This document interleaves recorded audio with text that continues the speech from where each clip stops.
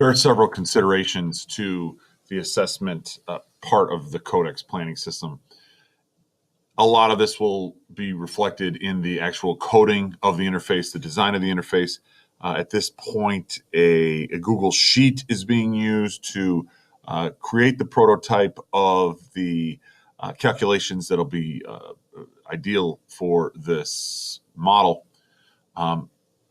Again, the flexibility here to quantify performance data. Perhaps a teacher wants to highlight particular activities that are required. That's one way of creating even summative information. This is the summary illustration of the digital Codex planning model. We take national standards and merge them at the performance indicator level to create smart, cross-aligned learning targets. Every learning target here within a unit plan is given a planning grid that uses a grounded theory design and a balance between automated and human interactions. Included in this planning grid then is also assessment functionality, which is informed by the self-assessed performance of each student. Again, the layered nature of this model is what defines its Codex design. So, like the Mayan artifacts of the 11th century you saw earlier, one might think of these planning sheets being bound together, because if this first planning sheet is this target related to this unit, and the second and third each has their own learning target, question becomes, how many learning targets do we need to have to conclude that the student has mastery of that skill, which is aligned to two different sets of standards? So that is going to be a focus of future development in this research process.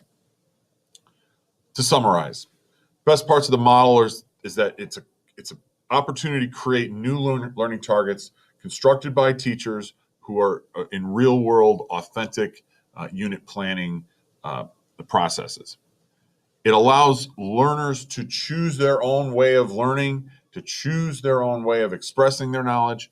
At some point, really, the student and teacher can negotiate maybe even the student's ideas for a particular activity that excites them, and they want to be able to do this. And now we're really talking about metacognitive levels where they're aware of what stage of learning they're in a particular model. Finally, the promise of automated data collection and calculation is too great to ignore. Again, the interface needs to be designed to capture that data and to analyze it. But without a doubt, that functionality is part of the vision of this planning process. Here's a quick look at some references, and I do want to thank Dr. Atsushi Hirumi, who is the author and editor of the Grounded Designs for Online and Hybrid Learning. This 3-book set has been instrumental in my understanding of curriculum planning and technology. Dr. Don Hellison is the godfather, you might say, of the TPSR model.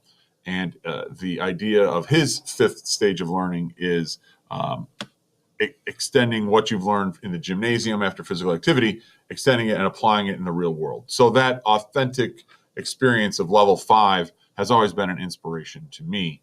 And the Sustainable Fundraising Foundation has been part of a research project to try to identify sustainable asset creations.